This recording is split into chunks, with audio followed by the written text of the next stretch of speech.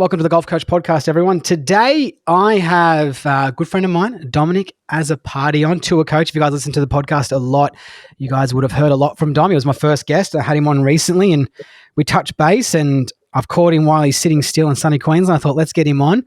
And I've also got a good friend of Dom's and Lucas Herbert's caddy, Nick Pugh, but I think he goes by the name Lush Beard. I mean, Pughy, I think, is more often than what he's kind of what he's called about. And if you guys have watched Lucas Herbert play, I think it's pretty hard to miss Lucas's caddy out. That I'm really glad to have you guys on, mate. Thanks for coming on, guys.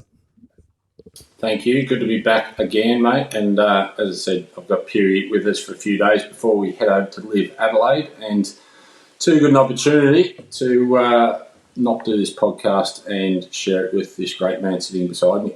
Yes, exactly.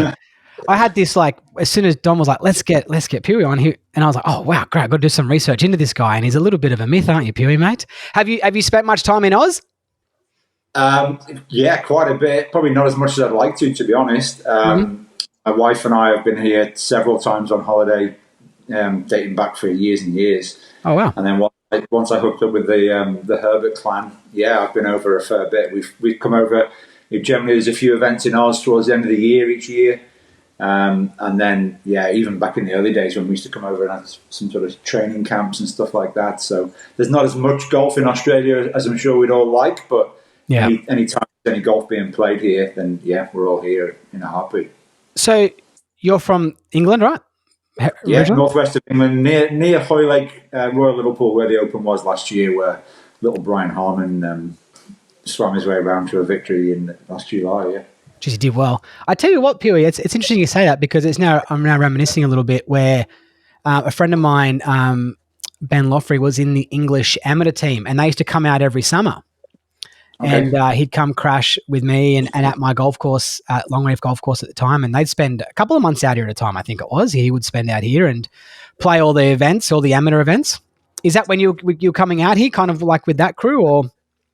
No, I mean, I only started coming out here, other than on holiday, once I joined Team Herbert. So okay. I think that was the end of 2019, was it, or 2018? I can't remember.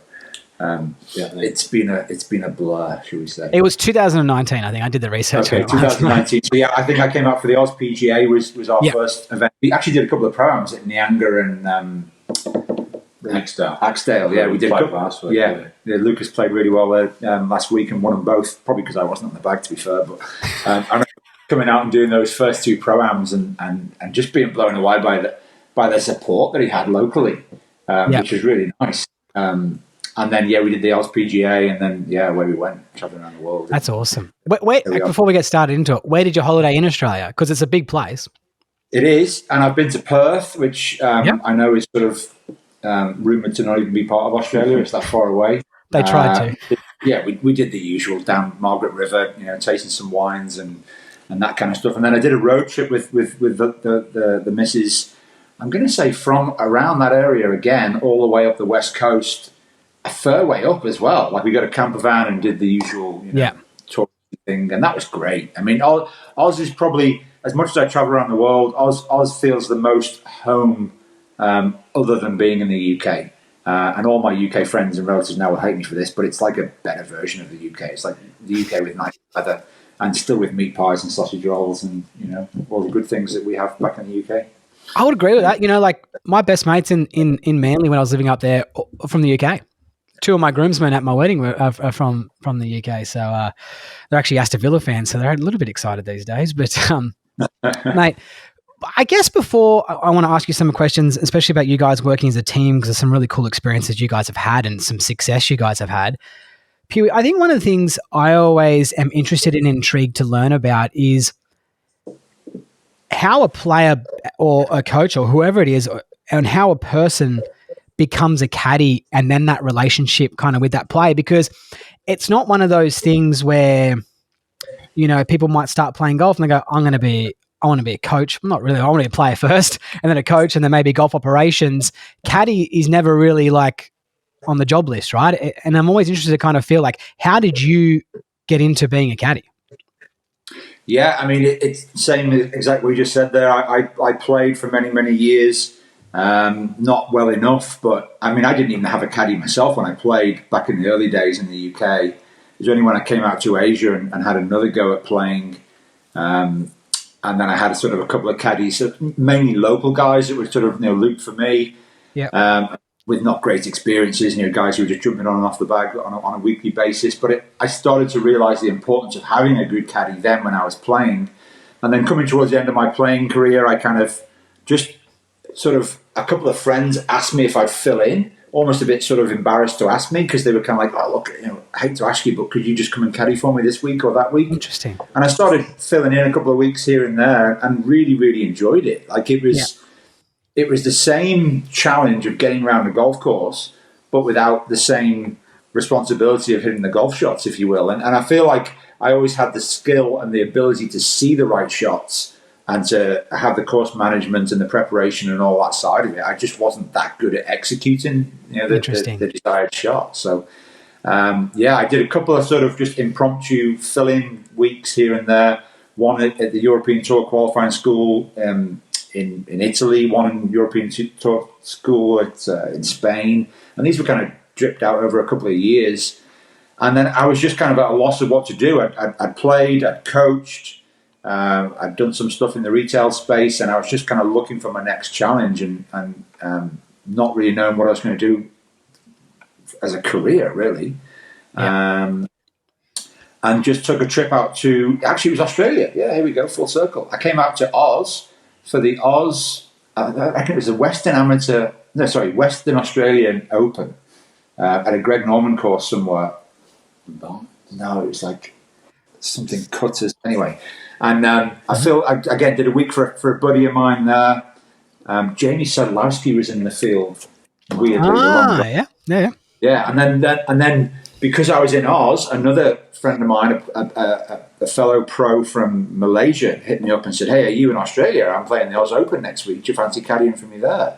And I was like, "Oh, yeah, okay, why not?" And this is what happens within the caddying world. I quickly realised was that if you're in the right place at the right time, and you're not, a complete drongo that drops a towel every 3 holes or loses stuff, then your services are required. It seems to be more players than there were good caddies. So I ended up filling in that week at the Oz Open, which was great. Saw Jordan Spieth, Adam Scott, all these great players playing, and that really whet my appetite. Then I was like, hang on, this is actually pretty cool.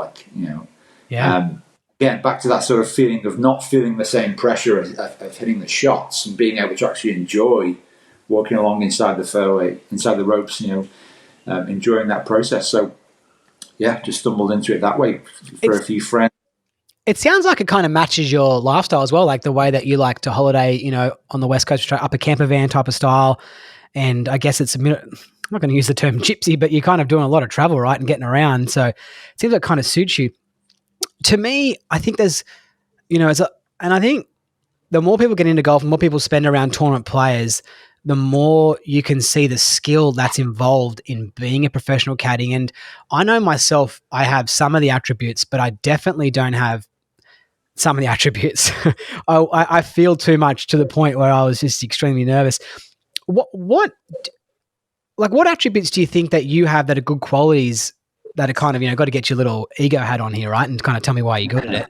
But tell me, why are you good at a caddy, and what have you evolved and changed since coming out and to now? Like, how have you evolved? Yeah, great question. I think the easy answer is the sort of organisation and the Lucas sort of takes the mickey out of me, says that I'm OCD, but I'm neat and tidy. I like things in a certain order, but that doesn't just mean my socks folded up and my high tops matching my shirt that day. It's from a mental perspective as well. Like everything's sort of ticked off and organised, and very much sort of scheduling and that kind of thing. So I'm a big sort of box ticker and sort of doing things the right way, if you will. So that sort of again, it's not OCD. OCD is walking into a room and flipping a light switch on 47 times before you But there's attributes, or there's parts of that sort of liking. I think someone said about liking being in control of the controllable. So I'm very good at getting all the stuff that I'm in control of in order. Yeah. And then I turn up, and effectively then Lucas doesn't have to worry about whether there's any teas in the bag or how much peanut butter's on his sandwich, that kind of thing. So Yeah. I do all that sort of easy stuff, but it's also time-consuming stuff from his perspective, probably.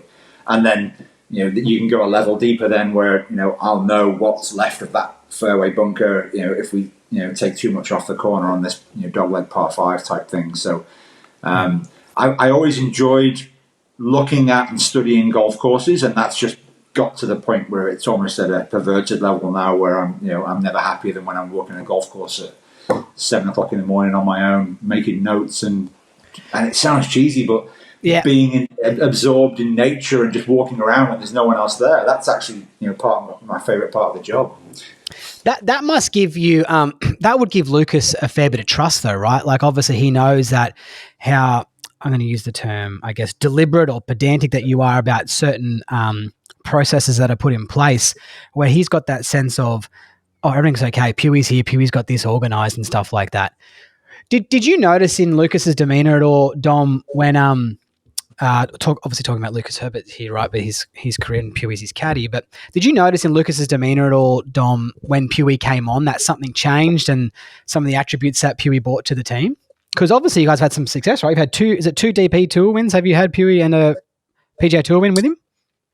With Lucas, we won the Irish Open, we won in Japan, PGA Tour, Bermuda, and on the PGA Tour Bermuda, yeah. So we've had 4 wins together, a couple on the DP World Tour, 3 on the DP World Tour and 1 on the PGA Tour. Yeah. I think, some of the attributes that I see with Pughy is just his work ethic, Toby. He's so prepared, and I think the other thing I love and see a lot with Pughy, and I see it in great caddies, is they're nearly emotionless on the golf course. It's like, I think as a caddy, the worst thing you want to be is a cheerleader, and I see that a bit in caddies. And it's like, hang on, it's not your role. And in fact, the best you can be is less emotional around the player, because you don't want that player, riding the highs and the lows. You just want them, really regimented. Every shot's the same thing, whether it's the first tee ball in a 72-hole event or a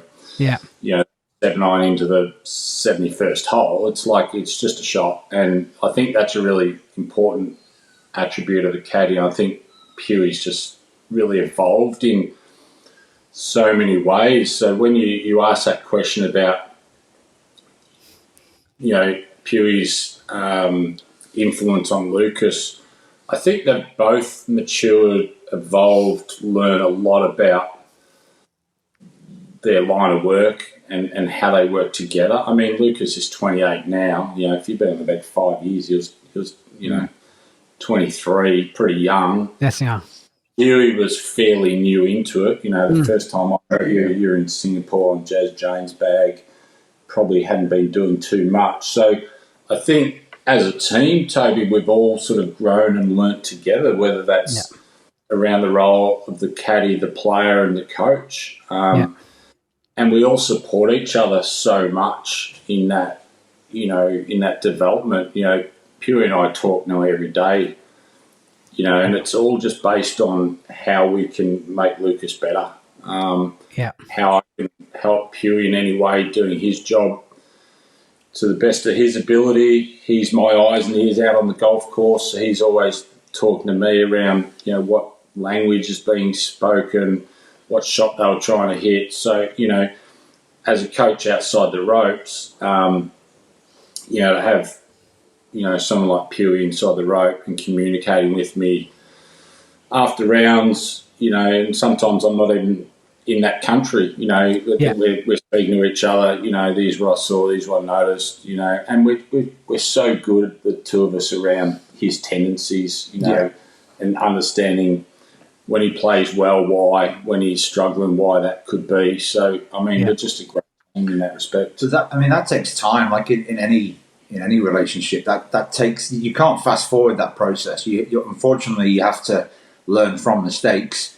But I think you touched on a point there that kind of, there's very different dynamics within the professional golf world. Sometimes you'll have a very young, inexperienced player with a very long in the tooth, great caddy that's been around the block and all that, and that's often applauded as being the right way to do it. Is to bring this this person of huge experience in to come and shepherd the young golfer around. But sometimes I feel like that's almost too much of a power struggle. There's almost just too much of dominance there from one side. Yeah. And then you could look at it the other way, where you'd have a 20-year veteran on tour who was brilliant, and he'd have a caddy that hadn't caddied before very much, and then that would be too much of a power struggle the other way, where there would be too much assertiveness from the player and no input from the caddy. And I think, look, certainly within professional golf, one thing we all know is that there's so many different variables. There's not one way to do it, not one cap fits all. Look how Scotty swings it compared to Adam Scott, compared to whoever. It's there isn't a right or a wrong. And sorry, all I'm waffling on about here is it just happened to be that Lucas and I were both relatively new to our career paths, and we kind of have learned along the way together. And I'm not saying that's the right way. It just is the way that we've developed as a team, which is, again, not the norm maybe, or not always the norm, but just a freak set of circumstances. We just get on so well as a team. Yes. Pugh, one of my best mates, I turned 50 just before Christmas, and Pugh and his wife came out from Korea for my birthday. And, nice. Christmas, and we're spending so many weeks together on the road that the support we all have for each other within the team, whether that's Pugh and I as Coach Caddy, or Caddy Cronin as a physio, or we're all there looking out for each other, making sure that there's always difficult times on the road that it's great to have support around each other and around the team. And I think we're so fortunate with Team Herbie, that we all get on so well and support each other. And I think a lot of the success that he's having and had, and hope that gets to the next level moving forward, is a process of how we all work together. Jonah Oliver works with Lucas on the mental side, talks about ninjas. You want a team of ninjas. We're all just absolute ninjas at what we do. There's no stone unturned. And I actually like that term, that, if you surround yourself, if you create a team that is full of ninjas, it gives yourselves the best opportunity. And, I think to any aspiring young professional wanting to forge a career in golf, I'd encourage them to, probably the most important thing is to build the right team around themselves of absolute ninjas. Yeah, I would agree. Oh, absolutely. I couldn't agree with that anymore. Well, mate, I would say that in everyday life, surrounding yourself with people that, are not only doing, we want them to be I call them, what I've through my studies is called energy vampires, right? People who are just taking your energy and sucking you out and just leaving you out in the lurch. And you want to make sure that people around are all contributing, and you don't feel like you're always having to try and help this person, and it just becomes too hard after a period of time, right? So if you're all pulling your weight, but there's one thing there that you mentioned there, Pugh, right? And about I reckon there's been a big evolution in golf that probably hasn't been spoken about a lot. And one of those is the caddy type and the player, where it used to be like, like you said, a fresh player would get an old school caddy, and that's what he needs. That's what he needs. Well, it's interesting because now you see, probably about 5-10 years ago, where we saw Dustin Johnson, I think, get his brother on, and then we saw Jason Day get his mate on, and then you started to see that a lot of these, and like Roy McIlroy, like all these guys were just getting their buddies, people who they had that good relationship with, because I think when I want to be optimizing my performance in any state, I want to be surrounded by people who are like-minded, people I get along with, people I love, and I'm going to be playing quite well. It doesn't matter if this guy hasn't been on tour for 20 years and knows what that blade of grass over there, because that's not going to actually fucking help me swing the golf club. I need someone next to me who's going to make me feel good, right? And comfortability. So there's definitely been a big shift, hasn't there? Oh, definitely. You can see it. I think that happens in a lot of careers and job roles. But as the game has become, and without being crude and talking about financially, I think as all sports become worth more money and the prize money goes up and the pressures and all the rest of it change, I think every sport at every level is becoming more professional, if you will. So the guys coming on board a lot of the young kids in America, a lot of the tour players around the world are bringing their mates on the bag, but they're generally from the same background. They've generally played on the same golf team together, or they're ex-pros themselves. They're not just complete noobs who don't know anything about the game at all. Yeah, of course. Yeah, They're usually pretty damn good golfers themselves, and they understand then that okay, well, you're trying to hit that shot because that's what we used to hit 10 years ago when we played college golf together and blah blah blah. So it's definitely. I've been saying it for a while, and I've been conscious of not sounding like I'm criticising the old school caddies, if you will, the guys who've been around for years. But it does feel like there's been a bit of a changing of the guards of late.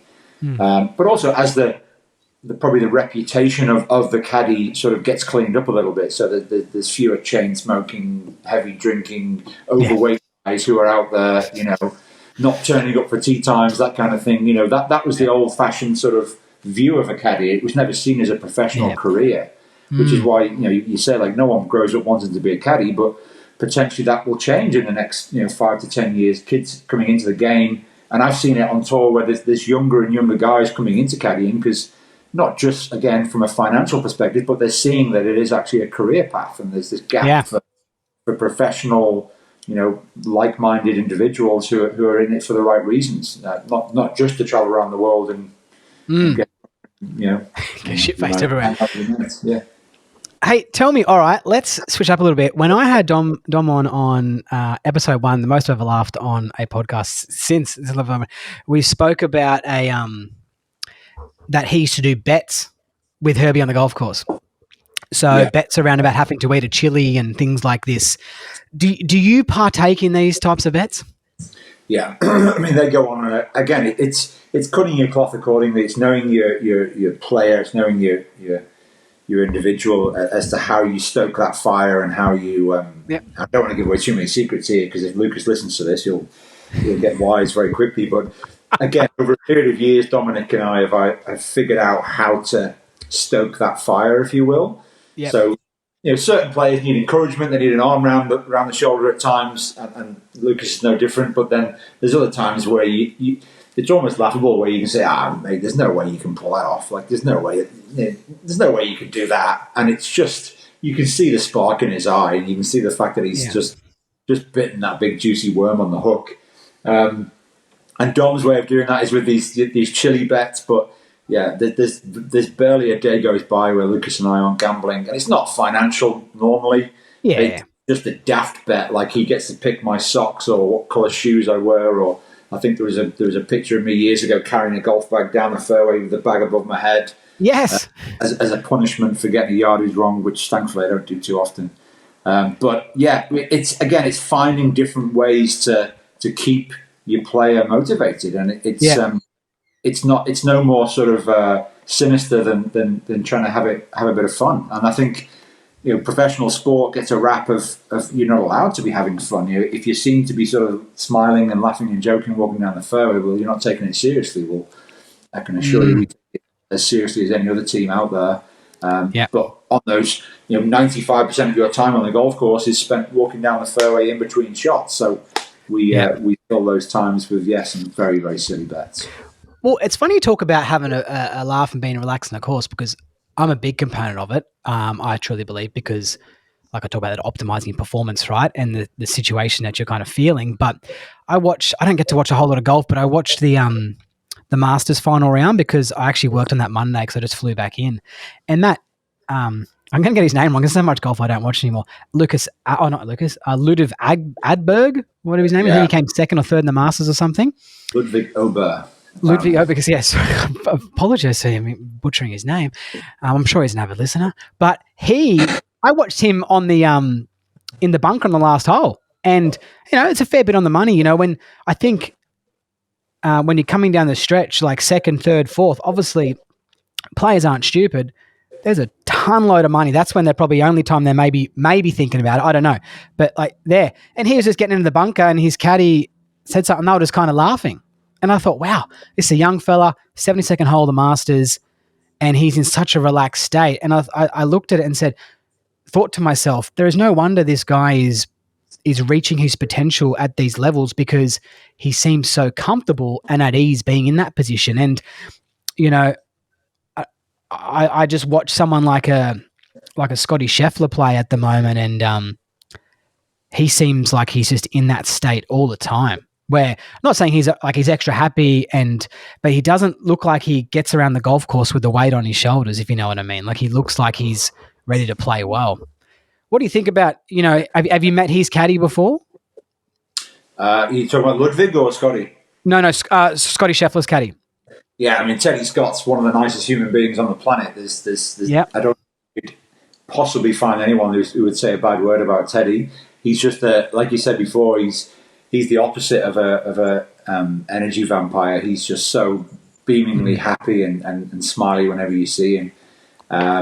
But yeah, there's a huge amount of really good guys out there on tour carrying golf bags around, and Teddy's a very, very nice, humble human being who I think was going to retire before Scotty gave him the call to come out and sort of fill in for him for a little while. And yeah, there we go. And again, like we talked about, sometimes that match works. Like Teddy's a very, very experienced guy. Scotty was relatively not inexperienced, but underperforming, should we say. He hadn't won on tour, and that's an example of how that dynamic absolutely worked. That experienced caddy. Sort of, was he the difference that made Scotty Scheffler suddenly become the number one, ball striking machine in the world? Who knows? But I'm sure they're both enjoying the ride while they're going along finding out. Toby, I can't believe you asked. Does Pugh know like these people? Do you not realise this guy? Like, you go to majors and things like these. Not just the caddies, mate. The best in the world. They just want to be around this guy. Oh, come on. Stop. Like, Teddy Scott. I mean, Teddy Scott and Pugh and the list goes on. Like, it's legendary, this bloke. Teddy's got 4 green jackets. I say not 4 green jackets. Teddy's got 4 flags from Augusta. Teddy's in a different stratosphere than I. But, yeah, I've been very fortunate that with Lucas travelling around the world, we've played in some big tournaments and been to a lot of majors, and you get to spend time around these guys, which is great for me because I'm still relatively, despite the Santa Claus beard, I'm still relatively inexperienced in the golfing world. I've been doing this for 6-7 years. Yeah. And some of these guys have been out here for 20 to 30 years. So I'm always very, very keen to try and, I'm like a sponge around these fellas. I'm always sort of asking questions and trying to figure out what can I do to fast forward my progress? Because I haven't got another 30 years in caddying, unfortunately, unless they invent some seriously good anti-aging pills.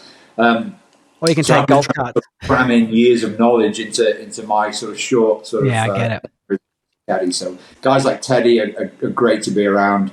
And Joe Scovern, who you mentioned there, working for Ludwig, is also, again, worked for Ricky for years. And these guys all learned a huge amount over a long period of time, so I try and sort of study is a glamorous way of putting it. But whenever there's an interaction between a caddy and a player on TV, I'm always telling everyone to shut up and turn the volume up because I want to hear how things go down. I want to hear how the information's delivered, the inflection in the voice, the timing, and I'll micro-analyze every conversation on the golf coverage to try and learn something. It's interesting that. Yeah. Of the opinion that I haven't learned anywhere near as much as I need to yet. What do you think, Dom, about Scotty Scheffler right now? Like, I'm under the impression that people are just sleeping on what's happening right now. Like, we've had some incredible good golfers, over the last, since the Tiger domination, right? Like a Rory, Dustin, Spieth, Justin Thomas was up there for a while, like John Rahm. But I'm just seeing with Scotty, and I know he hasn't got all the majors as yet because he will collect them. I'm sure about that. I reckon we're just about to witness the best since Tiger. I don't know. I could be like I think people are sleeping on just, if you go look at his world golf ranking and just see what he's doing, like you have a look at it's just single digits the whole way down. It's like win, second, third, win, T10. It's all single digits. It's pretty. Yesterday, how far ahead he is, in the world. It's nearly back to what Tiger was when he was number one. Yeah. To me, shows, and you go through those 4 or 5 other players who, since say 2010 have been quite dominant at times, and Scotty is at the moment. Now, when John Rahm was winning a lot or JT, their golf swings don't change. Like Scotty swings it great, obviously through impact. We can talk about balance and whatever else. But to me, when all those 5 or 6 players that you mentioned were at the top of their game playing great, I think it really identifies to me how good they are mentally, how good a place they are within their life. And I look at Scotty at the moment with Meredith and like how just happy, grounded, complete he is as a person, settled. I don't know that – I'm not saying it's not his golf swing. He's got a great golf swing as John Rahm and DJ and all the players, Spieth, that you mentioned were quite dominant at different times. I feel that the biggest thing in his favour at the moment is just how settled and how just you watch him play that last round at Augusta. Mentally, he's just so switched on, just thinking with great clarity, making perfect decisions. Yeah. And I think we know that with whether it's Lucas Herbert or the golfers that are listening as a club player. Like, we all tend to play our best and we see the players, the elite players we work with playing their best when they're in a really good place. And I just think he's in such a great place at the moment that's really a really big reason to why he's basically dominating, isn't he?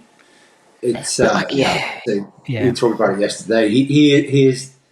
He's doing Tiger-esque things, and we're all fortunate enough that we were around during the Tiger era, so we've watched that. And I don't think anyone during the Tiger era really appreciated it until the numbers just keep adding up, and then you realise, hang on, this guy is actually going to be the best of all time. I'm always cautious because again, we've seen this so many times recently. We've seen Rory come through and be so dominant and so good. And if we'd have sat here 10 years ago doing a podcast and talk about, how about for the next 10 years when Rory's not going to win a major? You just wouldn't believe it. Like this, and Rory's settled. He appears to be, all his ducks are in line. Golf is such a fickle, strange sport that the weirdest thing can just throw you off kilter and send you off on a different tangent.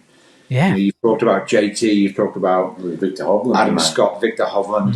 There's so many examples of guys who get to the top, and the corny phrase is that once you get there, that's when the hard work starts. And it just seems like Scotty, once he's got there, has found that niche, that area, that sweet spot where he should be. But I'm not professing to know the future. Let's hope that continues.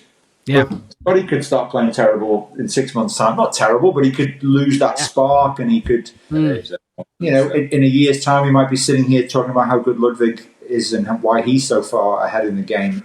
Yeah. The great thing about golf is that I'm not saying everybody can achieve that, but there's probably 10 to 20 players in world golf now that you could say, if all this sort of clicks and goes the right way, then they could go off and be dominant in the game. Let's see how long Scotty keeps it going for. And just to kind of we can keep talking about it, but that thing about when you say Tiger-esque, and I think people forget as well how Tiger won his events at times. So, for instance, like what I've been used to seeing lately is, in a major championship like at the Masters, right, where, what we saw was 7 people staying stale or coming backwards, and we saw one guy just going. He was like, I don't know why you guys are all struggling today. Why are you guys all over par? And then he just went like that. And then that's what we saw with Tiger, right? It was always like, we got to the 4th round, someone's a chance here. And Tiger goes, not today, buddy. And then he would just go up here, and then they would just come back down here. And that's when we use the term Tiger-esque. It's the way that he's also winning some of these events. It's like, give him a chance, he's going to take it. But anyways, that was just something that's interesting, and I believe it's definitely got a lot of value in talking about it. Pugh, so but actually talking about the Masters, what was that experience like with Herbie at the Masters? Incredible, and again, I've been so fortunate, and I'm very sort of conscious of enjoying these sort of steps along the journey because I'm the same as the rest of the golfing public. you would get up in the middle of the night and watch coverage and watch Augusta and feel like you knew the venue before you even got there. So you step foot on the hallowed ground and when you start walking the golf course, and so much of it looks familiar, and then in the same breath, so much of it looks so alien and so different because of camera angles and the way that they structure what we see on TV at home. It's a thrilling experience to then actually get to see behind the curtain and see how everything works. Yeah. So it was a wonderful week.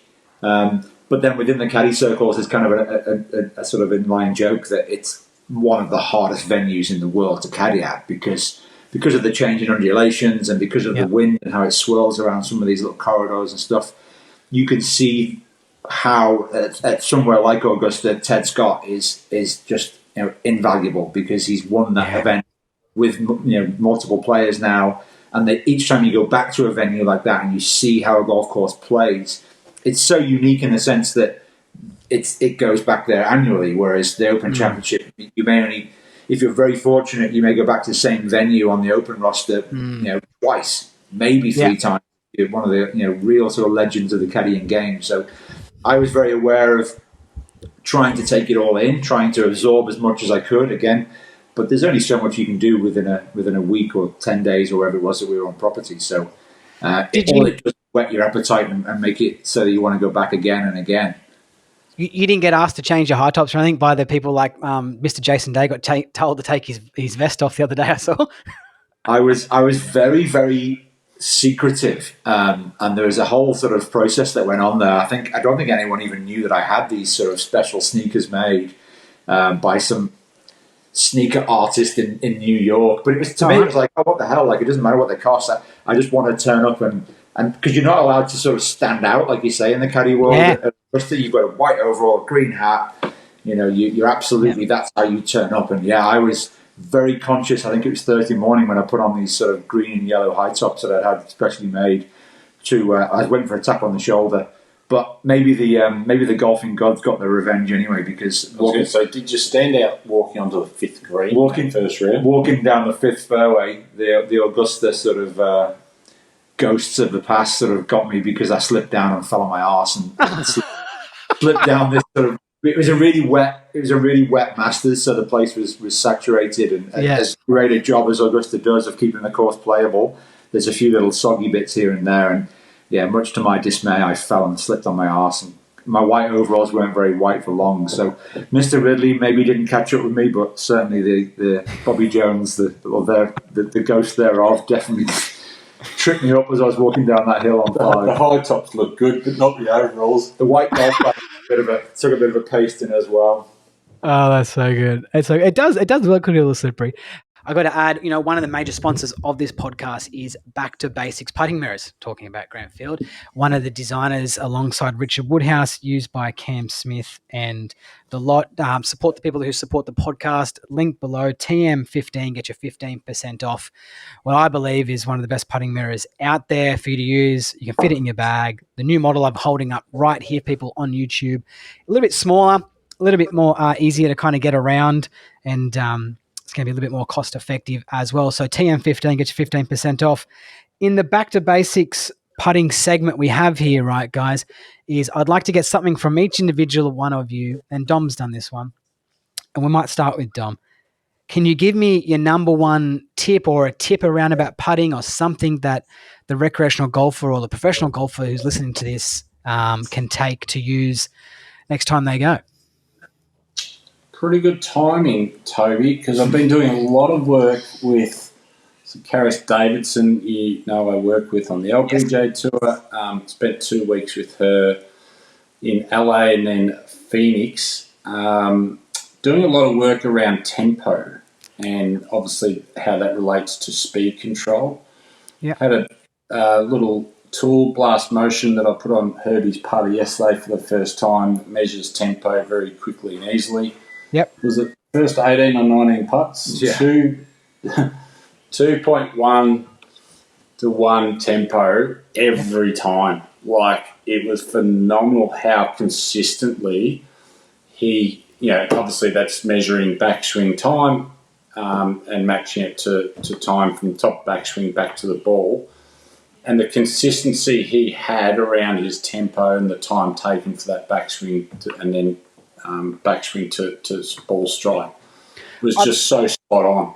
I've asked you this before on this segment. What do you mean when you say 2.1 to 1, just for people listening, what do you mean about that? What does that mean? What are you measuring? So your backswing time. So and this is, I always want to be careful with this. So rule of thumb in the golf industry, you talk about the time taken for your backswing. So it might be 0.8 of a second, right? And then the time taken from that backswing to get the club back onto the ball should be about half that, 0.4 of a second. So Great. 2 to 1 backswing to then backswing to follow through. So Herbie was 2.1. So he was basically, let's say, 0.82 to 0.38 back to the ball. So slightly more. I was lucky enough to go to Scotty Cameron with Herbie a couple of weeks ago. Also went with Karis to Ping. We talked a lot about tempo with at both facilities. Talking about most good putters are between sort of 2 to 2.3. So Karis was up around 3. So really out of sync. Yeah. She was having a lot of trouble consistently controlling speed from, say, she'd be doing a good job Thursday and then by Saturday morning she's hitting them all a little bit too far past. So just that consistency around speed control. And that's where I'm doing a lot of work at the moment around just being very consistent with that tempo ratio. Yeah. And then if you create a lot of consistency there, how that ties into much better speed control day in, day out for your average golfer who's listening. Yep. You know, from when they play on a Wednesday and when they play next Saturday, you know, sometimes I had really good speed control on the Wednesday, Saturday no good. Right, why was that? You know, did that tempo change from one day to the next? So, you know, that might help some of your club golfers that might be listening, is to really pay some attention to the ratio between time taken with backswing and then back to the ball, because if that's changing dramatically, you're going to really struggle with your speed control. And you add into that, obviously, uphill putts, downhill putts, speed of the greens change from day to day, you know, moisture dew on the greens in the morning, up and into the grain, down grain. There's so many factors. Now, if you're adding another factor to that, and that's the speed of your hit, you know, you're going to be really struggling with your consistency of speed control. How can, for the mere mortal out there that doesn't have the, I think you use Capto, how can they measure this? How can they measure their tempo? The guys at Ping put me onto this Blast. It's called Blast Motion, and you can actually order them on Amazon. And I'm thinking they're about $260 Australian. And it's this tiny little thing you put on the top of your putter. Mm-hmm. Sign up the app for Blast Motion. I'm selling, you know, should be selling Grant's Back Basics mirror, which no, you don't have use to. At the time. Great device, but mate, because you're right, Capto we all use, TrackMan putting. There's all these great devices that measure this tempo plus a heap of other things, but they're thousands of dollars. Mm-hmm. $260 Australian for this tiny little light thing that you put on the end of your putter grip, connect it to an app within 3 seconds. Really, it takes that long, and gives you feedback around tempo. Now, it also gives you other feedback parameters, but I just use it for that tempo because I just think it's so simple, so important for you know, the average putter, let alone someone like Herbie. It was just really interesting yesterday when I put on Herbie's putter. It was just phenomenal how consistent, how good he was. And, you know, I wasn't surprised, but I was blown away. But just how good it was. I've said it on multiple times on this. We've been lucky enough to be blessed with the two of the world's best putters, and they're from Australia. Cam Smith and Lucas Herbert. It's pretty crazy, right? It's pretty crazy. Yeah, I mean, and it's funny, you know, and I said to Pugh, this little device, I'm going to give it to them so that if I'm not at an event, because occasionally Herbie will walk off, you know, a Saturday at a live event, and he's like, I haven't putted great. You know, it's like, guys, put the device on, let's just measure. And I think you'll find that, geez, you're a little bit hitty today, mate. Let's just get that tempo back. Interesting. So I noticed when Herbie putts really well, his speed control is so perfect because it's easy, obviously, to match to your read. If you're reading a 10-foot putt that's right edge, well, that's only right edge at a certain speed. Yeah. So if his speed's out fractionally, that's enough to leave it on the edge and lip it out, or break across the front of the hole, depending on the slope. So I'm always looking at things that I can have Herbie use that just keep him within parameters, make sure that he's always putting it really well. And for him, it's a lot of his tendencies when he doesn't putt great around his tempo, perhaps. It's one of probably the 2 or 3 things that he can get a bit hitty.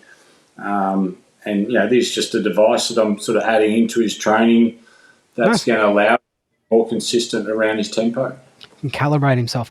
All right, Pugh, when I switch to you, right, for the Back to Basics putting segment here for your tip, I want to ask you a question before we get... Sorry? Mine will be shorter. But that's okay. I want to discuss with you, Pugh, and I've seen you do this, and I've seen you... I forgot what it's called. You use this kind of channel pyramid thing that comes down. Can you explain to listeners what this is? Can you do a better explanation of what I've just said? And I've seen some crazy videos of you doing it and it giving us different results. It'll look like a little mini roller coaster for golf balls. It's a metal ramp is the best way to describe it. It's from a company called Perfect Putter in the US, and it's just a way of rolling a ball consistently. And people use it for a lot of different things. I use it to find the perfectly straight putts, if you will. So on the putting green, I'm trying to set up. Following on from what Dom's just talked about there, the reason why Herbie is so good at putting, and the reason why his only sort of weakness is the difference in his tempo, is because his fundamentals are so good, and because his stroke is so in ground. And the reason why it's one of the best putting strokes in the world and most repeatable is because of the way that he practices. So that's not by fluke. That's not just that he was gifted as being a good putter as a kid. It's years and years of brilliant work that Dom and Herbie have done to create this almost foolproof way of practicing. So I find a straight putt on the putting green. Yeah. We then construct what looks like some kind of torture chamber of tees where he has to use the putter to hit putts through this sort of channel, which your average golfer would look at and think, oh, that looks pretty difficult. They'd try and do it, and the success rate would be 0. Like it's that difficult. Is that tight? But because Lucas has done it for the last 5, 10, however long you guys have been doing it for, it's the best way for him to practice his putting on a daily basis. So I use the Perfect Putter just to roll golf balls down. It has a laser attached to it, and I can literally find the perfect straight putt on any putting green. Can you share with me a story though on I want the listeners to listen, especially the recreational golfer, about how putting greens aren't perfect even on the PGA Tour. So you're uploading videos from, let's call it Live Tour, the main tours in the world, and you're using this contraption, the ramp, right? And the ball's going down. Some of them are going in the hole, some of them missing the hole. How often does that happen? That happens every single week. It doesn't matter where we are. Every week. It doesn't matter whether we're Augusta National or we're at the local Muni or wherever you are. Golf greens are not perfect. They're not made of granite. There's a reason why when you go to Ping and you do things on there, it's on a granite slab. That's the perfect surface. On a putting green, because of the way that grass grows, because it's so irregular and because it's a moving, changing, evolving surface, there's no such thing as a perfect putting green. Now, we've been very fortunate to go to some incredible golf courses. And there's some courses where you'll roll balls down and 4 of them will go straight in the middle of the hole.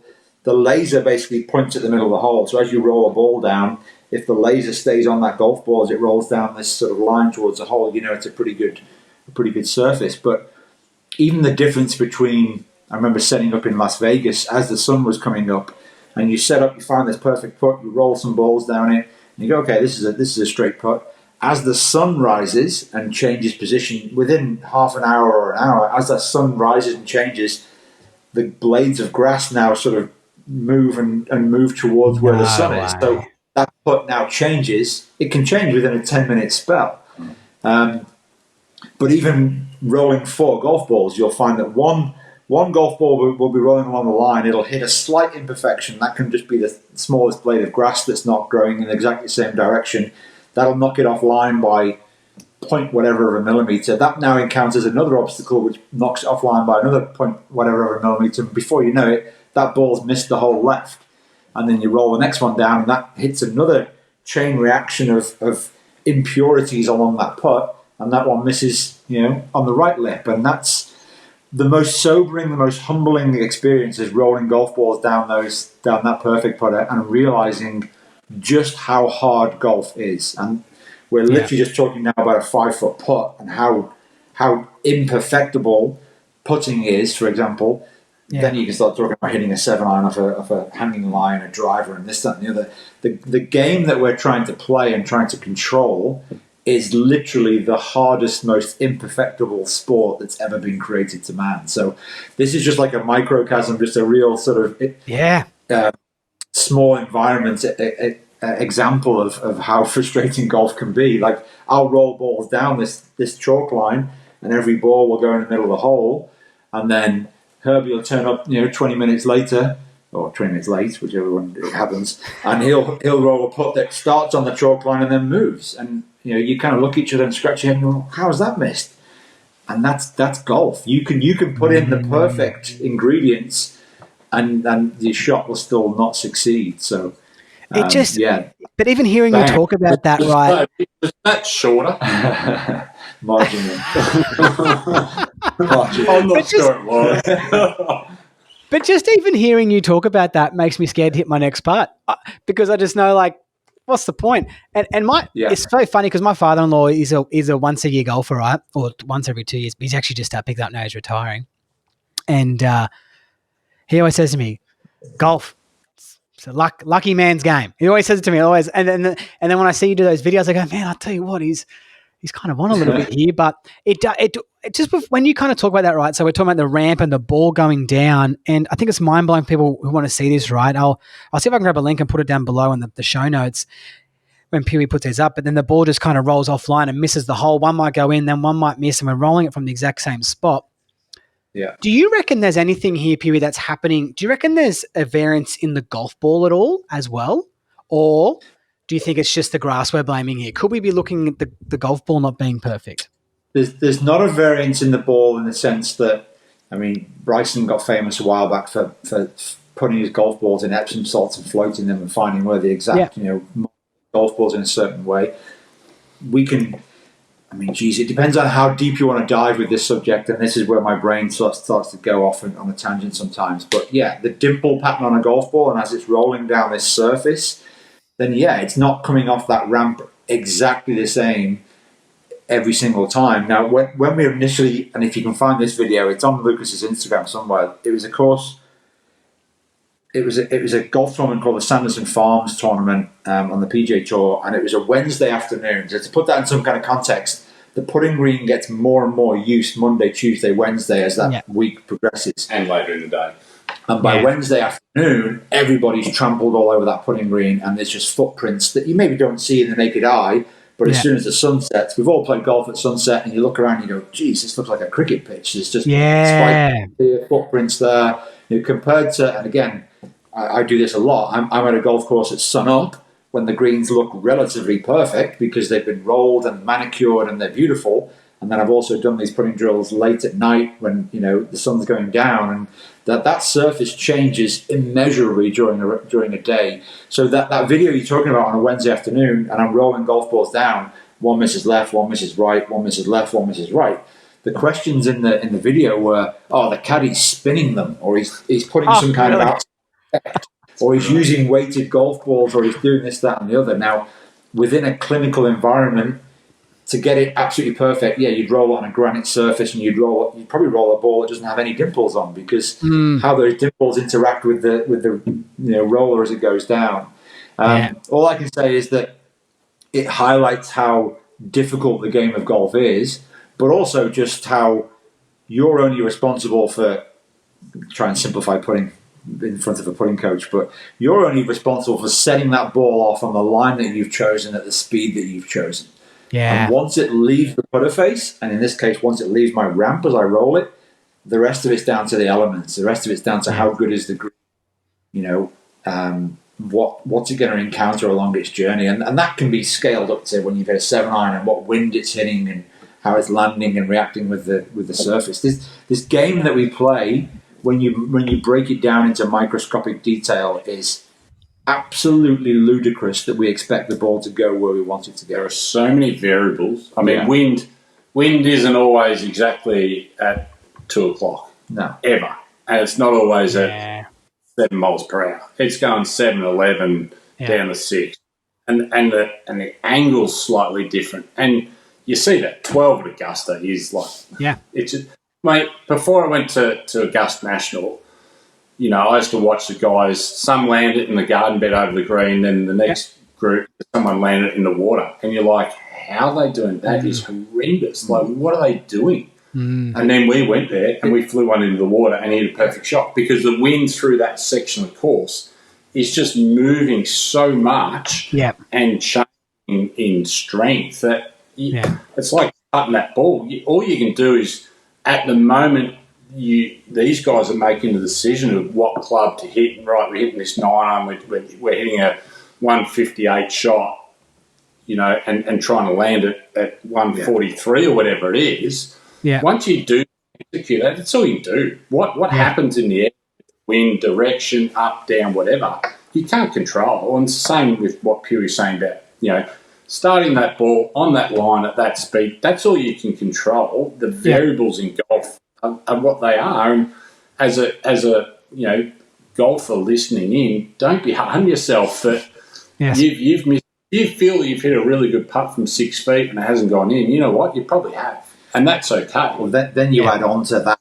Talked about the make percentage on the PGA Tour or the Live Tour, and your average golfer that's out there playing with his buddies, and he misses a 10-footer and he gets frustrated with himself, and it's like you've actually done a pretty good job to get a 10-footer to even look at going in the hole. When you think about the science behind it, there's all the variables that are there, and then that's then. Again, without being disparaging to the average golfer, but that's a guy who doesn't practice very often and whose stroke probably isn't that repeatable, and probably didn't spend that much time reading the putt because he was too busy checking out the cart girl's tits or whatever else. So you look at what goes in, all the ingredients that go into making a putt, and it's kind of head scratching as to how guys make putts at times, and then you put them in environments where they're putting for millions of dollars to win a green jacket, to win a pint of beer off their buddy. And to me, that's what's so fascinating about the game, is that you can deep dive into every facet, whether it be the perfect putter we're talking about there, putting drills that we use and stuff like that. It's a fascinating sport, and that's what keeps us all in love with it over so many years. You never get bored of golf, I don't think. You might get bored of your inability to play it at the level that you want to, but I think it's a sport that, whether the PGA Tour, whether the Live Tour, whoever the governing bodies are, whether we have an official world golf ranking, whether they roll back the ball, square grooves, this, that, and the other, whatever you change and whatever you modify within the game of golf, it's always going to bust your balls. It's always going to be the hardest sport you ever play. And without sounding cheesy, one of these great life lessons. And if you can keep your head while all those around you are losing theirs, blah, blah, blah. Like, golf is such a microcosm example of how you deal with adversity and failure and success. And look, I've broke clubs over my knees. I've shouted obscenities when I've missed putts. We've all done it. But I think when you start to deep dive and understand some of the science behind what helps this do that, then it's an even more fascinating sport. I love it. Well, and one thing to add on that right before we close up the episode, you guys have been so great with your time. And one thing I love to share, and one line that really hits well with me, is like, I want you to try your hardest, but not care about the result. Simple. Like, it's such a great one to listen to, because what one to live by, because I'm going to try my absolute hardest at the best golf shot I can. I'm going to go through all my processes to Pure. I'm going to do everything I can to the best of my ability right now, and I'm going to do it, and I'm going to perform and not care what's going to happen. And that, to me, is when I'm at my optimized in all my parts of my life. So I love that, Pugh. I love that as well. And so to end up there on the back to basics putting segment there, support those who support the podcast, TM15, get your 15% off. Link is below. I think a putting mirror is an absolute paramount to anyone who wants to improve their putting to, Dom and I have used the term calibration. You just kind of recalibrate yourself, see exactly where you're at because you can measure it, you can see it, and it's such a cheap and cost-effective thing. So, yeah, it brings us to the end of the Back to Basics putting segment. Hey, I want to shift a little bit here, right? It's I want to talk about the experience because, PGA Tour event, you guys go to the Butterfield Bermuda Championship there, right? Dom flies in with his magic potion, right, and gets everything working. As a team, going into that last day, it was absolutely teeming down with rain, right? How far back was Herbie going into the last round there of Bermuda? We were in the last group, so I think 2 or 3. I forgot the guy's name now. The Canadian guy who was leading. That's awful. I think we were 4 shots behind. Or Denny Ann was there, if I remember. Danny Lee was Lucas, Danny Lee, and another.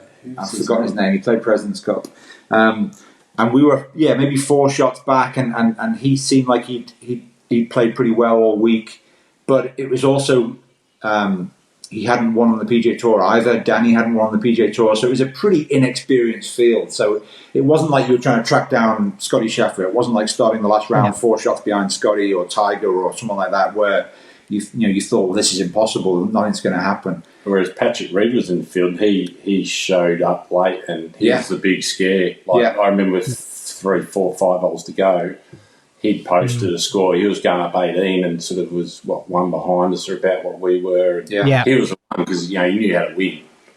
But other than that, it was an unknown quantity. We didn't really know. The guys that were leading. Sorry, I will remember his name eventually. He could have turned up and shot 4 under par and the tournament's over. But I think it gave you a sense on that morning of or on the range warming up that, hang on, this weather is absolutely brutal. Like anything could happen out here today. It just made it a bit more exciting that, all right, well, maybe we don't have to go out and shoot 64 today. We just have to go out and just hang around the lead and see what happens. Do you think that weather on that day played into Lucas's hands?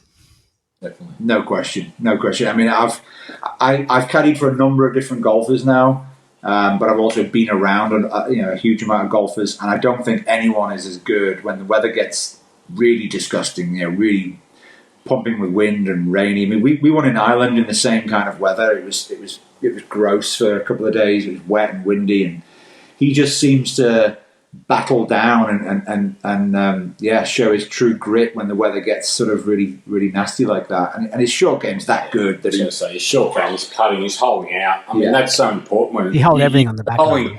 You got so many par putts of 4 to 6, 8 feet in those conditions, and he's so good around that. I think that's one of the big things. Yeah. When you're following around, Dom, and you're kind of in that situation where, because golf is such a long. It's kind of like when I look at the last round of a golf tournament, right? It's kind of like the start of grand final day, where the maybe the first few holes is just kind of like when they're getting up in the morning. That's how long it kind of takes, right? When I think of grand final, like a rugby league day, it's like the back nine is maybe when the game starts, right?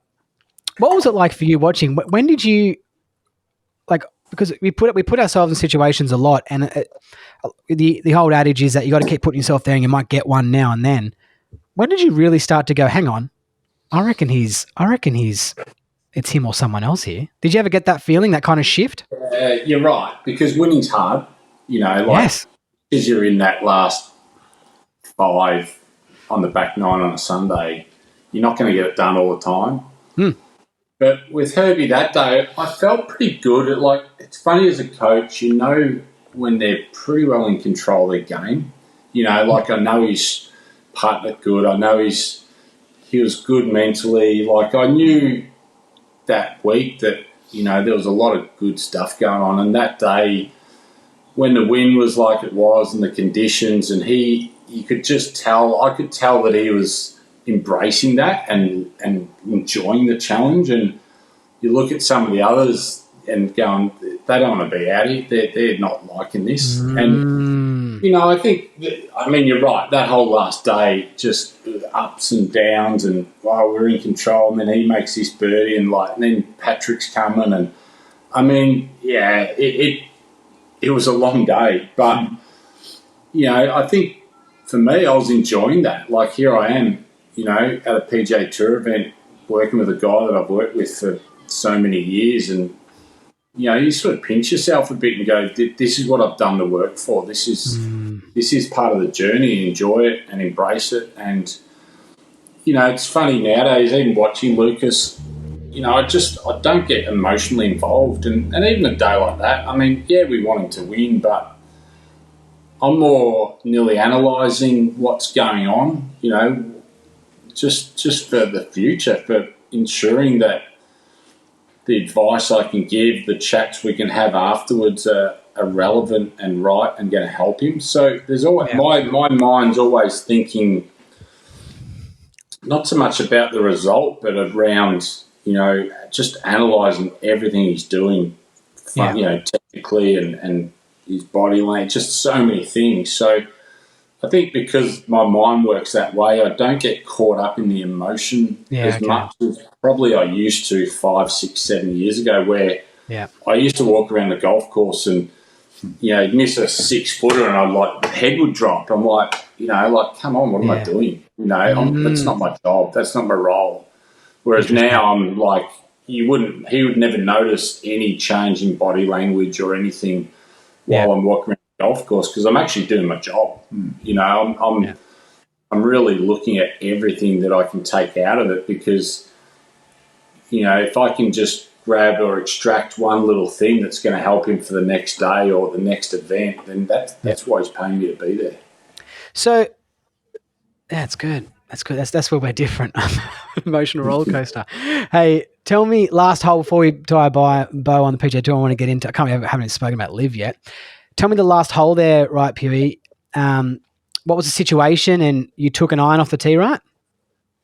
No, I think we might have hit 3. Oh, actually, did. I'll have to pull out my old yardage book, to be honest.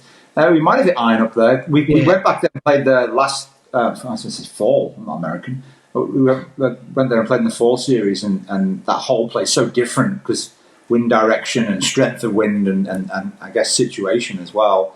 But yeah, you're right. We might have hit 2 iron off that. Did. I remember we had gap wedge into the green, and we were just trying not to spin it off the front of the green, and we absolutely stuffed an iron shot in there close. But what's your heart rate like at that time, though, when you get to the 72nd hole in that situation? How are you feeling?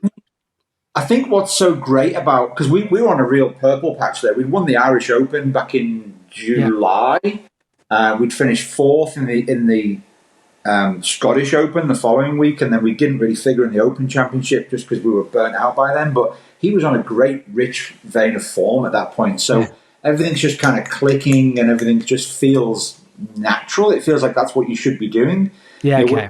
You'll go through similar spells where everything's going wrong and you just can't see a light at the end of the tunnel, and everything you say, every swing you make, everything feels like it's not working.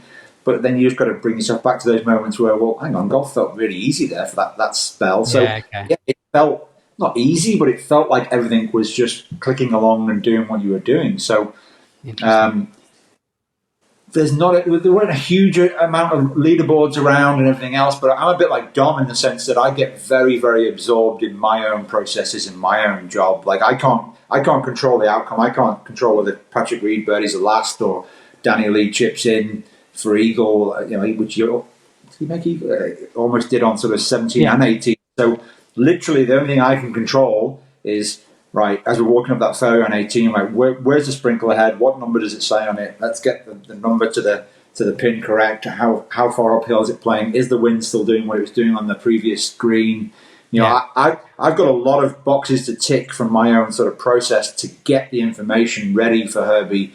So I keep myself that busy in that moment that I don't have time to look around and get distracted and look at a leaderboard and start thinking about winning. Like I think as a player, back when I played, I tried to do that. I tried to absorb myself in the process, and it was a lot harder to do because you've got a lot more free time as a player. Whereas I find caddying at that level, and I don't want to use the word easy, but it's there's less room for distraction if you're going through all your correct sort of processes and check So you were marks. just so zoned in, you didn't really let it kind of overrule you, which is probably another attribute that's fantastic in that situation, right? The last thing Herbie needed was seeing you can shake and getting the pencil out of your pocket like this here, because I remember the shot he hit in the last there, and I remember I was watching it live myself. I think I was talking to Dom even during the tournament maybe, and in the rain, hitting that knockdown gap wedge, I think it might have been to 15 feet. Man, it was a good shot. I remember looking at it from my perspective going, that's a pretty standard shot. If I'm down the street, I hit that shot, I go, yeah, that's what I would do. But I thought to myself, put me right there and then, pissing down raid, 72nd hole, my first PGA Tour win. And I know I've spoken to Dom before about Lucas trying to get that transition from DP to PGA Tour event, trying to get that feeling of belonging and wanting to be on the, winning on that best tour. Hitting that shot, and if you asked me to hit it, I don't reckon I would have even had the nuts to go and hit it. You know what I mean?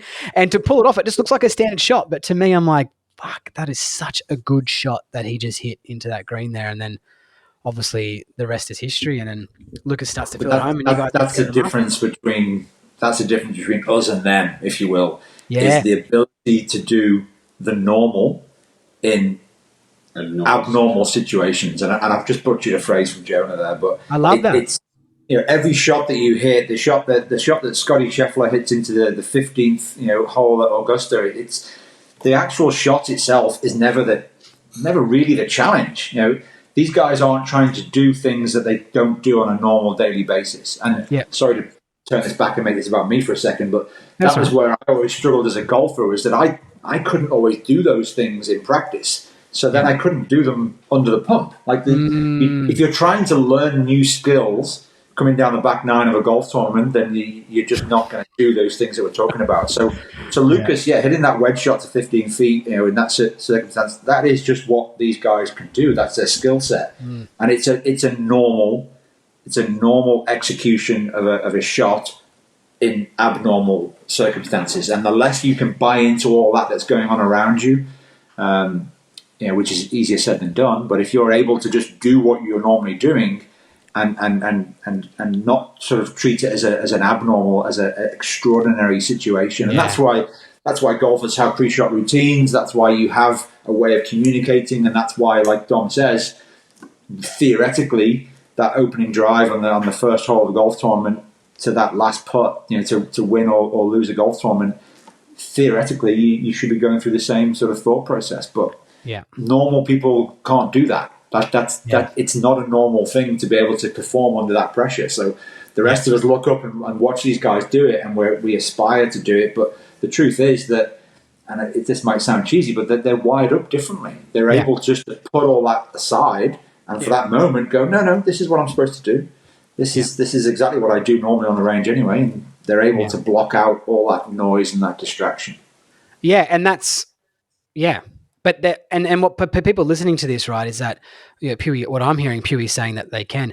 It's still not easy though, right? Is it? It's still like I hear stories all the time of tournament players, being able to go shoot 59 at the home course and then go to the next week and shoot 78. It's like far out. Like blocking that out, and it takes a lot of. Like he obviously saying he's working with a mental coach. He's working so hard at it all the time. He's got you on the bag. He's got a whole team to try and make that happen. And it's about putting himself in that situation and getting comfortable and learning on how to be there. Because I think, Pugh, you can probably help me with this one here as well, is that I say to people from my experience is that tour players have the same shitty thinking at time as golfers do. Like, I don't want to hit it over there. But they're trained to not, you know what I mean? Like they're trained to snap out of that. They've still got the same stuff. Like, I don't want to miss this putt, or, you know what I mean? I don't want to shank it over there. Someone's standing there. It still crosses their mind. They're just like us, but they're just better at performing. Don't you reckon? Oh, 100%. If you hear some of the self-talk that goes on a golf course on any given Sunday at any tournament around the world, it would make the average Joe, the average golfer watching on TV feel an awful lot better about themselves. That's how professional golfers think sometimes as well. And I'm sure Scotty Scheffler's not walking down the back nine there telling himself that he's rubbish at golf and he's going to hit it in the water, but it crosses these guys' minds as often as it does everybody else. They just have a better ability of knuckling down and either drowning out those thoughts or just acknowledging them and letting them pass by, and then they just have that ability to perform these great shots under and they don't get it. They don't get it right all the time either. I mean, look at the Masters field. Look at some of the players that miss the cut, and in every field, in every event, like they're not getting it right all the time. So, I mean, as club golfers, a lot of the people listening, how often do they play to their handicap? Is it 1 in 6 times? How often does Lucas play great in an event? 1 in 6 times. Like they're not executing it all the time, week in, week out. I mean, there's, for every, Cam Smith finished 6th, was it, at Augusta? And people are talking about, he didn't have a great week. The players didn't play well. I'm like, seriously? Like, you know what I mean? Like, I know. He played great. He was overshadowed by a couple that played even better. But, there's a heap of players in that field, in every field of every event, and Lucas comes into this too, where they don't execute it all that well. But we see what sticks out to us and what we've talked about in the last 20 minutes is examples of where they have done a really good job in executing their skills, the mindset, everything they've learnt around that. But like club golfers, Toby, these best in the world, they have a lot of weeks where they're not playing great too. Yes.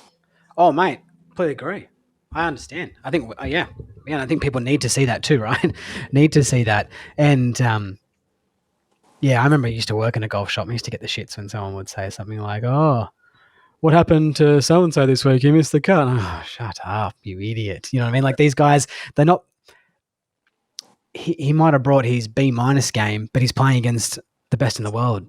You fool. You know what I mean? Like he's going to miss a cut if he hasn't got, if he's, he might have either. Like the difference between your A game and your C+ game can be very little, and it can be 10 shots difference through 2 rounds or 4 rounds. I mean, the difference is so minuscule, and there's so many other factors.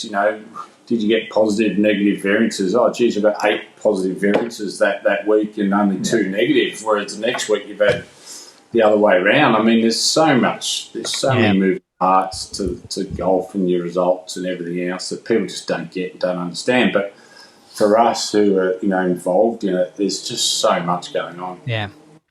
Tell me about, we'll talk about the conversion to live now, right? When Herbie, transferred his golf skills over to the Live Tour. When did this? Did he take some time with this? I've had some conversations with Dom. Obviously, you can share what you can only share what you want to share, right? But when this was first floated to you, even you, Pugh, like what did you think? It was very much. I'm not going to think about it until it's an option type thing, because it was so far fetched that we were going to play on the Live Tour at that stage. Towards the back end of last year, we were still trying to cut our cloth on the PGA Tour and trying to find a way of getting into the signature events again, or whatever they're called now.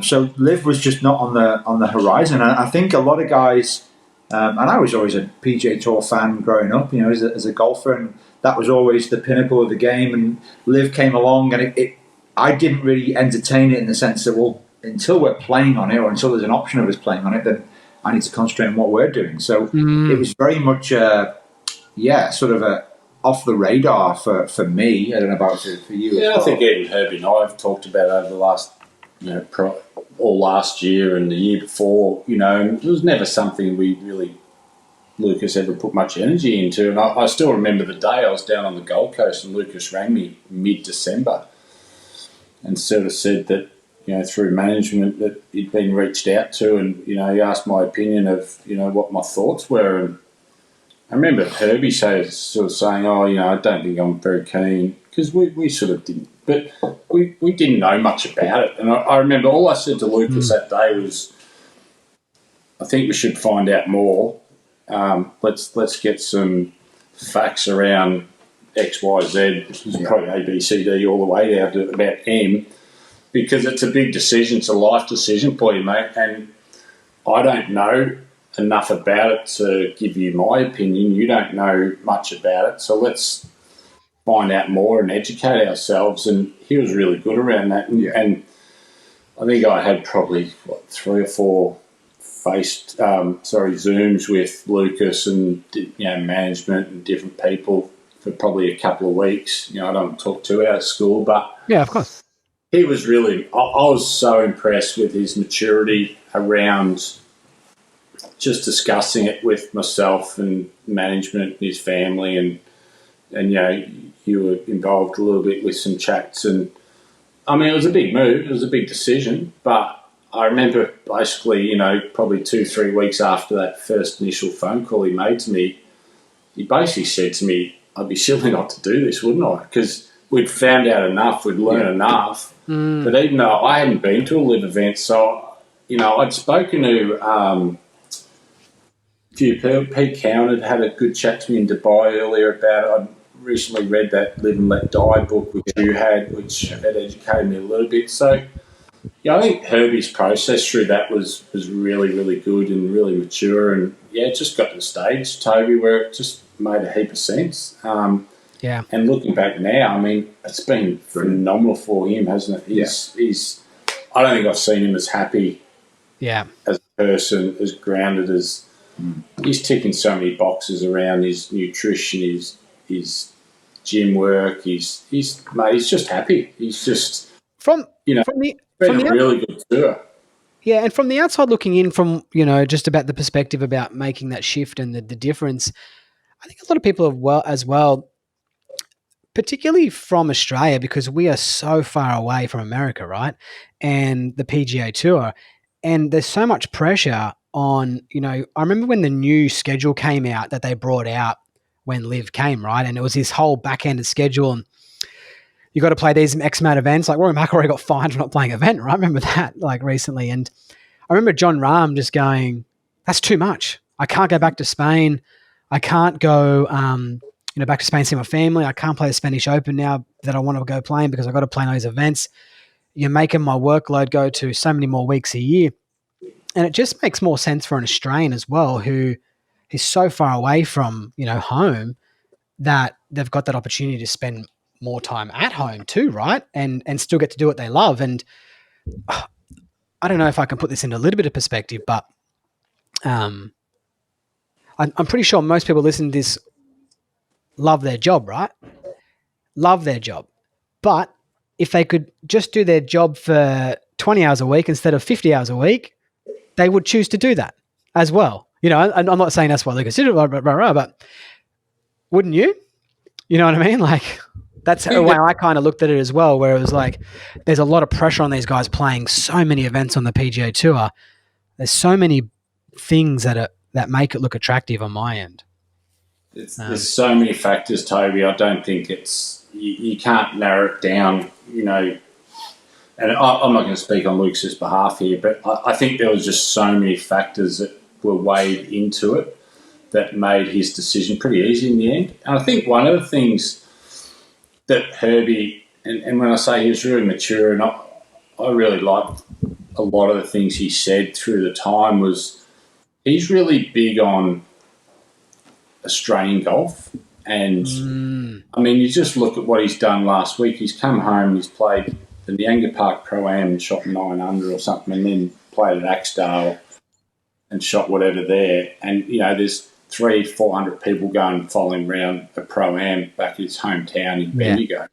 Yeah, so what Dom's saying, people, I don't know if it's actually even far out there, but Lucas just come back and played these Pro-Am events where in Australia, if I remember, the winner gets $1,700. Right? You play, it's called a Pro-Am, you play with the amateurs, it's for these young tours. And for Lucas to come back and play in that, I don't even know what perspective I can put into it. It's like someone from the NBA coming back and just playing in your local basketball league.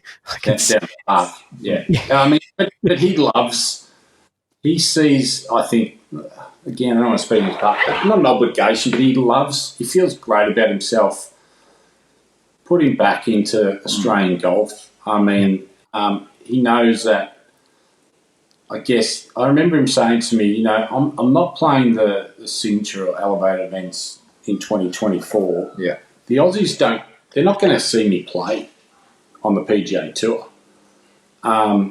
Whereas if I join Cam and Leash and Jonesy at Ripper GC, I mean, what that's going to do for golf in Australia, and we're going to see and experience it next week in Adelaide, is so much more to grow the game of golf in Australia and for kids to watch and everything. Yeah. And I really like that. I think because that was important to him. Yeah. And I love that. Like he's come home, played every Australian Open, Australian PGA. Yeah. That's so important to him to do this sort of thing, and he loves it. I love that about him. He'll always do that. Awesome. And I think that was a big thing. As I said, there's so many factors to why the decision was made, but I think for him, a big thing was what he can do for golf in Australia, and I think that's really important. Sounds like a little bit more freedom too. Pugh, what have you enjoyed about going on to Live? What have you like? Can you notice? Can you share some differences with us, the listeners that haven't been to a Live event or aren't involved behind the ropes? Like, what have you enjoyed about the I wish I could answer that without being on a podcast for you. God, I could throw you under the bus. There's so many differences and yet there's so many similarities. Like it's still a golf tournament. It's still okay. It's 54 holes versus 72 holes. But honestly, my job hasn't really changed that much. Yeah. The general day to day of turning up, walking around a golf course, making notes in the yardage book. Turning up, setting up the putting drill, cleaning clubs on a range, going out on the golf course, feeding information and interacting with Herbie. Like that, the bones of my job hasn't changed at all. Yeah. It's a nicer environment. And I'm not going to sit here and criticize the DP World Tour or the PGA Tour or even the Asian Tour where I started out. Like I've enjoyed every step of my journey, which has just been alongside other guys' journeys, as professional golfers. So it's not that it's infinitely better, or it's not that the PGA Tour was really bad. It's just I had this conversation with someone this morning. It feels like the people that have organised and put Live together have come from different parts of the world, different tours and different backgrounds, and they've all had the same quest and the same goal, which is how do we create the most enjoyable, the most pleasant working environment for everybody at this golf tournament. Not just let's treat the pros like royalty and the rest of you lot can just spend for yourselves, which is sometimes does feel like in professional golf. We're all treated equally and extremely well at Live events. And it's not, I think the downside to Live investing all this money into the sport is that they're seen as just throwing money, at a game and it's become about wealth and it's become about prize money and this, that, and the other, but it's the simple little details of how well we're all treated when we get to a golf tournament. Yeah, we're picked up from the airport, we're taken to a nice hotel, we're fed, we're watered, we're clothed, we're just looked after on a level that's so different to anything I've experienced in professional golf before. So that then makes for happier people within the golf tournament. So the pros are all happy because they're being treated nicely. The caddies and the support staff are all happy and sort of enjoying that experience. And we're playing at some great golf courses around the world in front of some great fans. So it's just been a really easy transition for me to make. It was Lucas. I remember called me up and said, how would you feel about coming and caddying for me on the Live Tour? Almost like, would I be interested? And I was like, I'll caddy for you in the Himalayan Masters, mate. I'll go anywhere as long as we can go there and have some fun and play in a golf tournament. Yeah. The fact that we're playing for sizable increases in prize money and that kind of thing is a nice added on bonus. But if we were just playing for money and the rest of the experience was terrible, it wouldn't be anywhere near as enjoyable a job. So yeah. And I think they've done that. Liv have tried to do that with a fan experience too. Like I've noticed that. I mean, as a coach, mate, to go to Hong Kong, Live, and have Grant Field there, obviously working with Cam, Barter with Jonesy, Dennis McDay with Leash, like the four. Like an Aussie catch-up. Yeah. Can you imagine how good that is for a coach? Like sitting there having dinner, breakfast, lunch, walking to the range, talking about different things that we're working on with our players. So the whole team environment has been really cool. The interaction between the players, the coaches, the caddies has been really cool too. Yeah. But just that whole experience, that fan experience, like the hour before tee off is so cool. Like I didn't understand it and get it until I went to a couple of events, and like it's just the music, the vibe, the parachutes, the music, the same song. It's like it's like an hour before the AFL Grand Final, NRL. Everyone's sort of building up, and it's like this event's about to start. It's like that. There's so many really cool aspects of that for a fan experience. I think you use the word event too, right? Which is probably it is an entertainment thing. But interesting enough, I was just kind of thinking there when Pugh was talking about, just the simple stuff, right? Like getting your clothes, getting picked up from the airport, getting hotels. And, this is no different to playing in a professional sports team. When I hear what you just tell me, right, about all that stuff, it's exactly the same as playing in the Chicago Bulls basketball team, whatever it is, the Golden State Warriors, they get picked up from the airport, they get driven, they get their jerseys, they go to they get looked over. It just sounds like that, right? Where, it doesn't have those extra, I'm not going to say maybe pressures or added extra little different things that you get at a normal PGA Tour event, right? And where you're kind of just fighting for yourself. It's like everyone's on the same team. And what has that team environment been like? Do you guys pay much attention to that during the event? The team aspect of LIV has probably been the most eye-opening for me, and the most enjoyable change, if you will. I mean, don't get me wrong. When you're caddying on the PGA Tour, when you're caddying at tournaments anywhere else in the world, and you're looking at a leaderboard and you're seeing where you stack up against the rest of the field, that's important. That's what's paying the bills. That's what you're there to do. But then there's a second layer, and because the leaderboards kind of turn over quite quickly, so it shows an individual leaderboard, then it shows a team leaderboard. Okay. So you've then got a secondary interest. You've got like, okay, well, yeah, we're playing this good this week, and we're in this position. How is the team getting on? Like, what can we if we're back in 40th place this week, can we make a couple of birdies to help the team climb from 4th to 3rd and potentially, get a podium finish? And it's very, very different. It's very, very new for golf, and I understand that that's getting a bit of pushback from some of the fans and maybe some of the doubters, if you will. Traditionalists. But I think when you get involved, and that sounds patronising, but when you're on the inside and you're actually involved in the team, or if you're at an event and you're supporting a team, it's a very, very different dynamic. I think that team aspect of golf that so many of the golfing world are quick to write off and say, that's not how golf works. You say, well, no, that's not how golf has worked until now. But it's actually extremely enjoyable to be part of a team. It's extremely competitive trying to have your team finish above the next team, whoever it is that you stood next to on the driving range, that week. Yeah. And it's a very intoxicating, very sort of addictive element of LIV golf for me. That you're trying to build a more cohesive and a better functioning team, and trying to how do we work together collaboratively?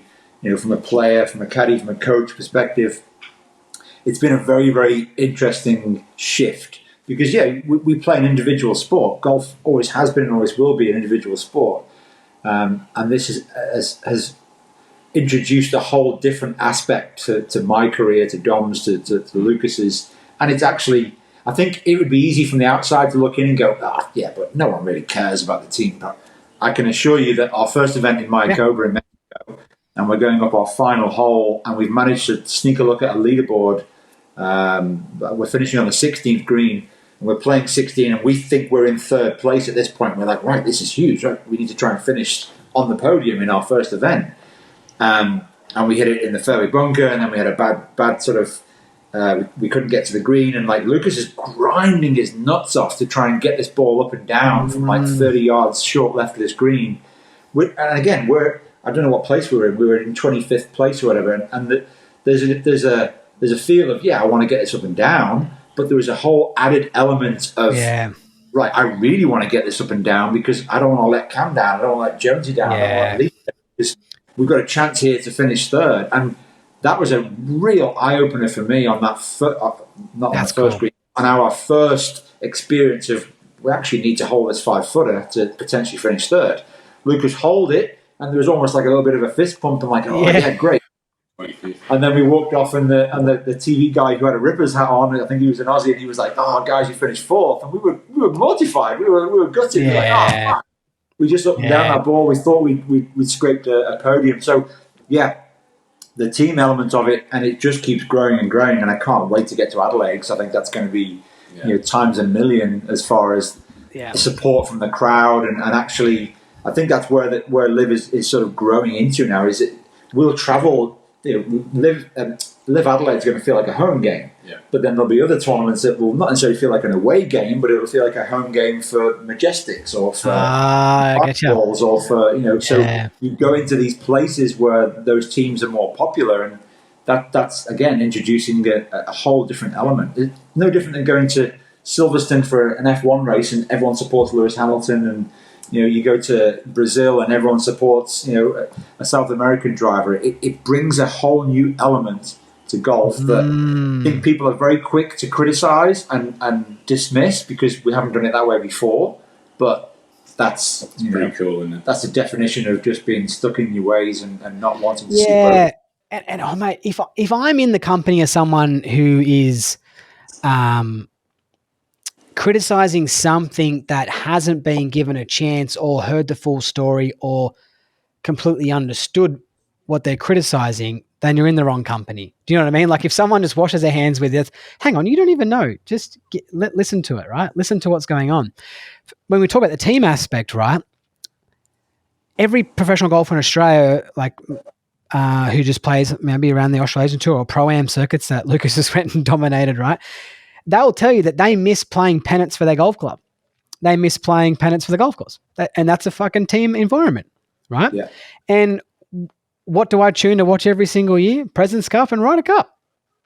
It's a team. It's a team. So one of the things with teams, right, is like what I'm witnessing and what I'm kind of hearing is in Australia, I love watching rugby league, right? It's what I grew up and I love it, right? I love it more than just my favorite sport to watch, right?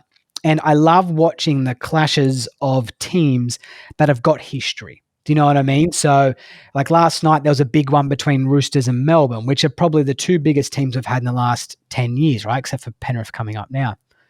And I knew I wanted to watch that last night. I don't support any of them. I was like, I want to watch this. Big clash, big game. These two teams, right, are going to go at it. Now, it might just take a while for Liv to I'm not going to say create clashes and stuff like that, but to create these types of, hang on, I'm sick of watching this team win. I want to see this team win. You know what I mean? So that takes time to build. You don't just get in love and fall in love with a team at first sight. You got to spend time to watch it and enjoy it. That's how I kind of view it, right? Absolutely. Couldn't agree more. Yeah. And the whole camaraderie, I think being Aussies, it's been really interesting. We didn't know Leash, Jones and Cam that well, like say hello and whatever, but the guys, the four of them and the caddies and it's been awesome. Like as Aussies, we just love supporting each other. And you see Cam and Grant and Leash, everyone and the caddies, how hard they're working, and you just want to see them do well, and we feel part of that. They've done a really good job of making us feel a really big part of that. And Herbie, cool. I was like, he cares about that team big time. Like he would. We want to get the podium. We want to win, like big time. So I think the work they're all doing is as Pugh said, the team element has surprised me probably the most of everything that I've seen in Liv so far. Cool. Guys, I appreciate you coming on. Hey, good luck. Is it 28th we're going to Liv, aren't we? I'm not going. You guys are going to Liv, right? 26th? Sunday. I'm going to Adelaide next Sunday. So what is it, Friday? 2 days' time. We'll go and do some work with Herbie this afternoon. We're going to get a bit of rain tomorrow, Saturday, so it might be good to get down to Adelaide and get some better weather and, prepare. It's always nice as a caddy, like starting on a Friday gives you an extra day as a caddy. It gives me an extra day as a coach once you get in there to do some work around short game facilities. The greens are going to be like 13 on the stint down there. It's pretty pointless doing too much putting up here on the Sunshine Coast with the greens. So it's always nice to get in early and do some work, get his game as prepared as we can for Friday's start. And there's going to be a lot going on next week, I think, for all 4 of the guys and the team. It's such a massive, the build up for Live Adelaide's been really exciting, not just for Ripper GC, but talking to a lot of the other players on Live, the couple of events I've done so far this year, a lot of them are really looking forward to Adelaide.